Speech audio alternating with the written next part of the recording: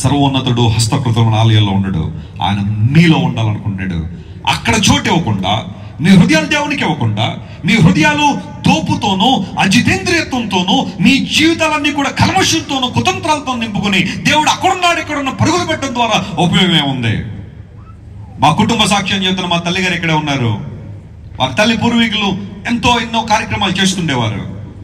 ఎన్నో తీర్థయాత్రలు చేశారు, ఎక్కడెక్కడికో తిరిగారు, చాలా భక్తి చేస్తున్నారు. ప్రతిరోజు ఉదయం 4 గంటలకి భక్తి మొదలు పెడితే మధ్యాహ్నం 11 గంటల దాకా భక్తి చేస్తుండేవారు.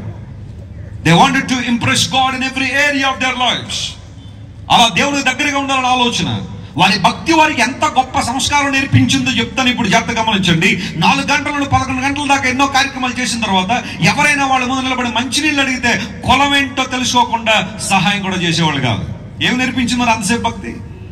ఆ వ్యక్తి కులం ఏంటో తెలుసుకుంటేనే కానీ మంచినీళ్ళు కూడా ఇచ్చేవాళ్ళు కాదు. ఎందుకోసం?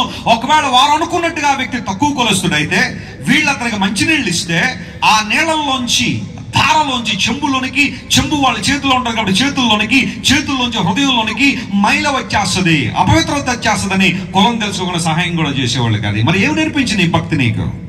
సాటి మనిషిని గౌరవించడం చేత కాదు, తల్లిదండ్రులు సన్మానించడం చేత కాదు, మనిషిని మనిషిగా చూడడం చేత కాదు. ఈ రోజుల్లో కొన్ని ప్రాంతాల్లో మనుషుల కన్నా జంతువులకి ఎక్కువ విలువ ఉంది, మనుషులకు విలువ లేదు వారి జీవితాల్లో. కారణం ఏంటో తెలుసా? మానవుడు దేవునికి చోటు ఇవ్వలేని పరిస్థితిని బట్టే ఇలాంటి అగాధాన్ని మనుషుల్లో సృష్టిస్తా ఉన్నాడు.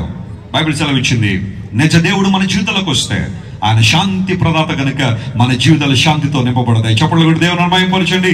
నిజ దేవుడు మన జీవితాల్లోకి వస్తే ఆయన విజయానికి బాటలు వేసేవాడు కనుక మన ఓటమి నుండి, నిరాశ నుండి, నైరాశ్యం నుండి మనల్ని విడిపించి విజయ తీరాలకు మనం చేర్చగలిగిన వాడు. నిజ దేవుడు మనలో ఉంటే ఆయన వెలుగైన దేవుడు కాబట్టి మనలో ఉన్న చీకటిని తొలగించి మనకు వెలుగునిచ్చే దేవుడు ఆయన.